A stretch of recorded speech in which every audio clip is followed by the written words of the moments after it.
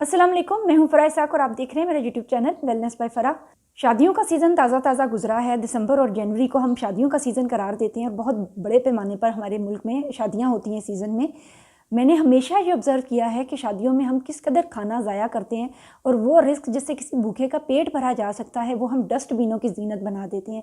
मर्दों वाली साइड पर तो शायद कुछ कंडीशन बेहतर होती होगी।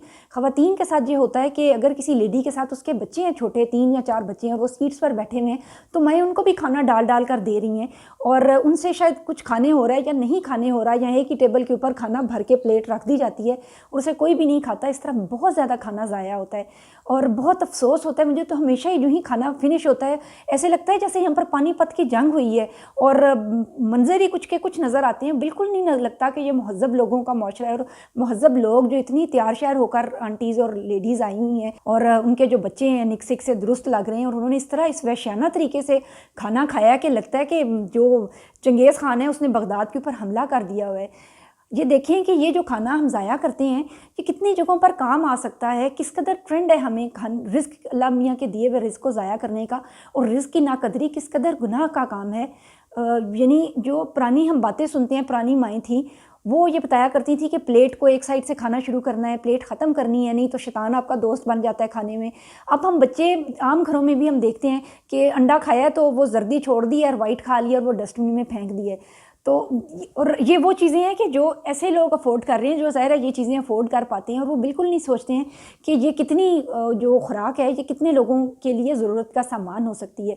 हमारे अगर हम कहें हुकूमतों की सतह पर तो हर साल जो सिंध के गोदाम है उसमें पड़े पड़े आपको पता है कितनी गंदम हर साल टनों के हिसाब से ज़ाया होती है और वो मुस्तहिकीन तक नहीं पहुंच पाती है। थर में भूख ने डेरे डाले हुए होते हैं और बच्चे और भूख से बिलक रहे होते हैं, कहत पड़ा हुआ होता है और सिर्फ इतना एक मिस मैनेजमेंट का इस कदर इशू होता है कि वो गंदम निकाल के मुस्तहिकीन तक पहुँचानी नहीं हुई है।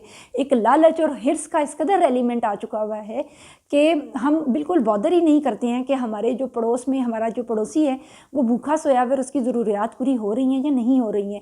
इसी तरह अगर हम शादियों में वलीमाज में जो हमारे रेगुलर मेहमान हैं रिश्तेदार हैं हम उसमें से कितना पोर्शन मुस्तहिकीन का निकालते हैं या ऐसे लोगों का कि जिनको खाने में हम शरीक करें। हदीस में किस कदर जिक्र आया कि सबसे अच्छा वलीमा वो है कि जिसमें मसाकीन भी शामिल हों और उनको भी दावत दी जाए।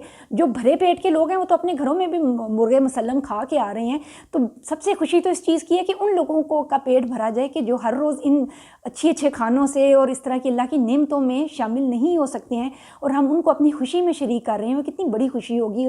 मैं ये चीज़ बहुत अब सोचती हूँ कि जिस कदर शादी की रसूमात एक तरफ है और ये जो स्पेशली खाने के हवाले से अब गंदम की रोटी किस कदर महंगी हो गई हुई है, डबल प्राइसेस हो गई हुई हैं और गंदम इस कदर नापैद हो चुकी हुई है कि पड़ोसी मुल्क भी हमारे ऊपर मीम्स बना रहा है और हमें नज़र आता है कि हर जगह हम तमस्खर और तस्हीह का निशाना बन रहे हैं।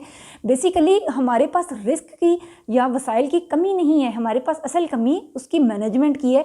और ये मैनेजमेंट हम क्या करते हैं, हम हमेशा सिर्फ हुकूमत पे छोड़ देते हैं। हुकूमतें अपनी जगह ज़रूर जिम्मेदार हैं कि जिस तरह मैं बता रही हूँ कि मिस मैनेजमेंट ऐसे है कि जो ही गंदम का सीज़न स्टार्ट होता है किसानों को उनकी एक तरह से मेहनत के मुताबिक मुआवजा नहीं मिलता, फिर जब स्टॉक कर ली जाती है तो मार्केट में नहीं लाई जाती, ब्लैक की जाती है।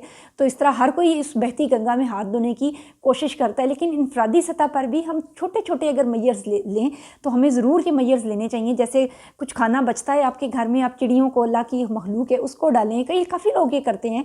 और इस तरह जितनी भी हमारे घर में फूड आइटम्स हैं वो हम उसको प्रॉपरली अगर हम डिवाइड करें और कोशिश करें कि हमारा खुराक का रिस्क का कोई भी हिस्सा ज़ाया ना हो, तो यकीन माने हमें अल्लाह मियाँ की तरफ से जो बरकत है वो हमारे पास अल्लाह मियाँ की तरफ से नाजिल होगी।